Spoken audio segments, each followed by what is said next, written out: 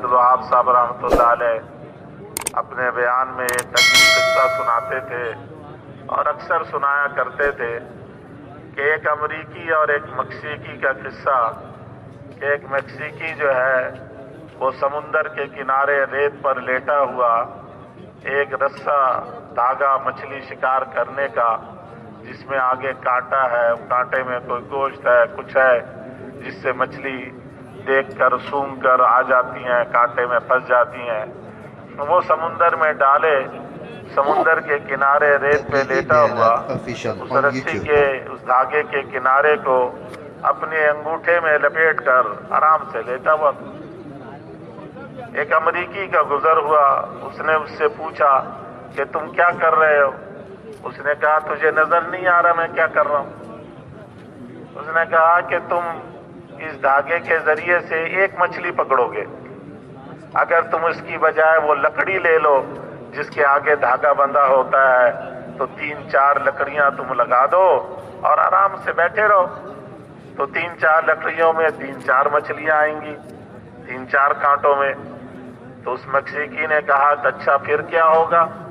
امریکی نے کہا پھر ایسا ہوگا کہ وہ 3-4 مچھلیاں تم بیچو گے، تمہارے پاس پیسے زیادہ ہو جائیں گے، جب زیادہ پیسے ہو جائیں گے تو پھر اس نے کہا پھر کیا ہوگا؟ انہوں نے کہا پھر جب پیسے تمہارے پاس زیادہ جمع ہو جائے تو تم ایک جال خرید لینا. اس نے کہا اچھا پھر کیا ہوگا؟ پھر اس جال سے تم جب شکار کرو گے تو اس جال میں بہت ساری مچھلیاں آئیں گی. انہوں نے کہا پھر کیا ہوگا؟ ان مچھلیوں کو بیچ کر تمہارے پاس اور زیادہ پیسے جمع ہو جائیں گے. اس نے پوچھا اچھا پھر کیا ہوگا؟ تو پھر تمہارے پاس اتنے پیسے جمع ہو جائیں تم ایک چھوٹی سی کشتی لے لینا. اچھا کشتی لے لوں گا تو پھر کیا کروں گا؟ کشتی لے کر تم ذرا اور آگے سمندر میں گہرے پانی میں چلے جانا، وہاں مچھلیاں زیادہ ملیں گی، زیادہ جال میں مچھلیاں آئیں گی. تو پھر کیا ہوگا؟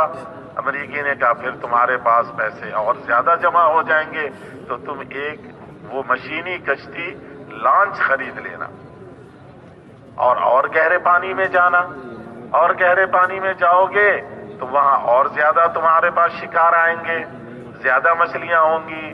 تو پھر تم اپنے لیے 1-2 ملازم بھی رکھ لینا، پیسے زیادہ ہو جائیں گے تو پھر اور پیسے جمع ہوں گے تو ایک چھوٹا سا اسٹیمر خرید لینا.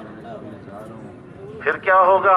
اس نے کہا پھر اسٹیمر خرید کے تم اور گہرے سمندر میں جانا اور وہاں پہ تمہارے ساتھ عملہ بھی ہوگا، وہ سارے مل کر مچھلی پکڑیں گے، پھر تم ان مچھلیوں کو دوسرے ملکوں میں بھی بھیجنا اور تمہارے پاس پیسے زیادہ ہو جائیں گے اور پیسے ہوں گے تو اتنے پیسے جمع ہو جائیں گے ایک بحری جہاز لے لینا اور بحری جہاز لے کر سمندروں میں دور دور تک مچھلیاں پکڑتے رہنا، مچھلیوں کا شکار کرنا اور مچھلیاں شکار کر کے مچھلیوں کو ملک میں باہر ملک میں ایکسپورٹ کرو گے، بھیجو گے. تو پھر کیا ہوگا؟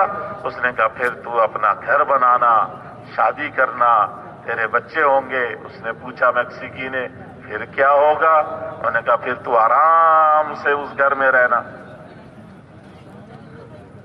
اس امریکی نے کہا کہ تو پھر آرام سے اس گھر میں رہنا اپنے بیوی بچوں کے بیچ میں.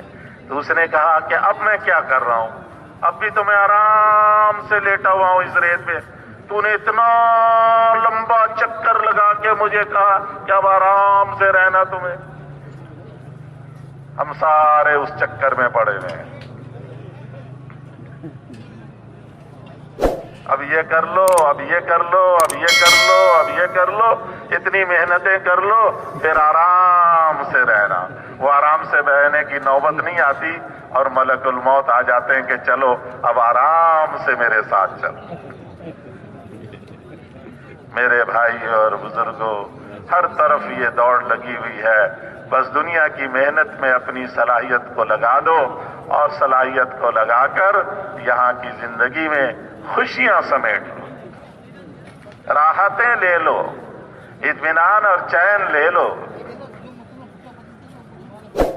مولانا یوسف صاحب رحمۃ اللہ علیہ فرمایا کرتے تھے کہ ساری دنیا اس محنت کے دھوکے میں پڑی ہوئی